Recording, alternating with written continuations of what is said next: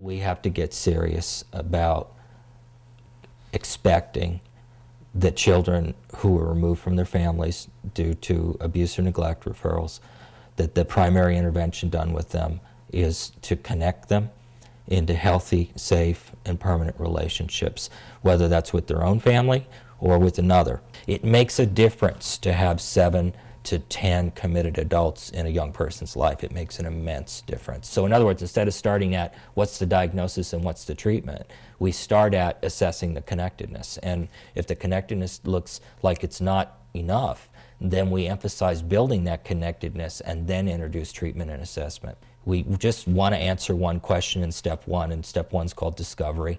And that question is, how big is this family? On the planet, how many living family members does this person have, period. You know when you've met the standard when you've found either 40 relatives, or you can explain why it wasn't possible to find 40. Maybe 40 don't exist, but 40 is the minimum goal, and the reason for that is I've learned doing this that these families are much bigger than any of us ever thought.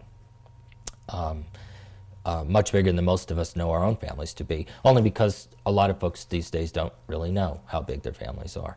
The second piece is engagement. Can we engage the family in helping us in the search? And the second part of engagement is, can we engage family members into a decision-making process? Can we engage some of them to join with the youth as the youth is making decisions about their future? And then this third step is a preparation and planning step, and that's where we have found the family members, we've engaged some of them, the youth and the family are going to meet together and make decisions. But before we have to make decisions, we want to make sure they get to know each other. And many of these family members that are found really never had an opportunity to have a relationship with the youth, and the youth has not had a relationship with them. And we want to make sure that the family and the youth are given the opportunity to be introduced, to have the same set of facts to make decisions from. And also we want to do something called blended perspective. We want to make sure that also that the voice of the social worker has been heard, the voice of the guardian has been heard, a clinician, if that's appropriate, has been heard as well, so that the group of people, including the youth, are really working from the same set of facts. We take them into step 4, which is the decision-making process, and there are a variety of those processes, from family group decision-making to wraparound and individualized and tailored care, to family group conferencing as 3 examples.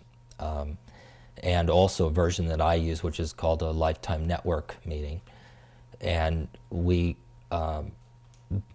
provide support to the family and to the youth to make decisions, and those decisions are in 2 areas. One is about permanence, just an acknowledgement within the group that every young person needs a permanent family.